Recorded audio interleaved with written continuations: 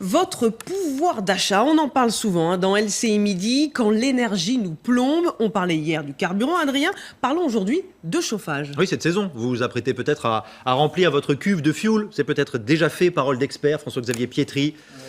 Là encore, les nouvelles ne sont pas bonnes, que ce soit pour le fioul dont je parlais à l'instant ou pour le gaz. Vous êtes vraiment porteur de mauvaises nouvelles en ce moment, François-Xavier. Désolé, mais effectivement, ça va vous coûter beaucoup plus cher si vous êtes... Alors, vous allez allumer le chauffage, là. Si vous êtes chauffé au gaz, au 1er octobre, donc votre facture va augmenter de 3,25%. Alors, c'est une hausse déjà qui est assez sensible, qui fait suite d'ailleurs à une hausse qui est déjà intervenue au mois de juillet de 7,5%. Et depuis le début de l'année, la progression est de carrément 24%, ce qui est quand même considérable. Ça représente juste 250 € par client et par an. C'est donc très important. Alors, si vous êtes chauffé au fioul, vous ne serez pas mieux loti, désolé.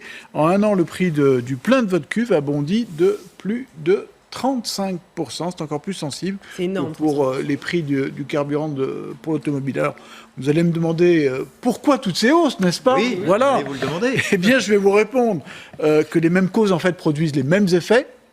Évidemment, la hausse des prix du pétrole, on en parlait hier, plus 50%, ça a un impact sur aussi les prix du gaz et sur du fioul.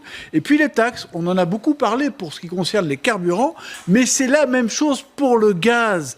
Toujours au nom donc de la transition énergétique, la taxe sur le gaz naturel, on l'appelle la TICGN, elle a flambé de 44% au mois de janvier, et la hausse est programmée de 172% sur tout le quinquennat jusqu'en 2022. Alors, ça représente un tiers des prix du gaz, toujours la même vocation à la transition énergétique.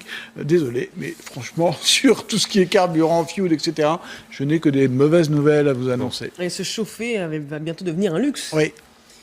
C'est une dépense contrainte pour les ménages. Donc ils n'ont pas le choix, ils sont obligés de le faire.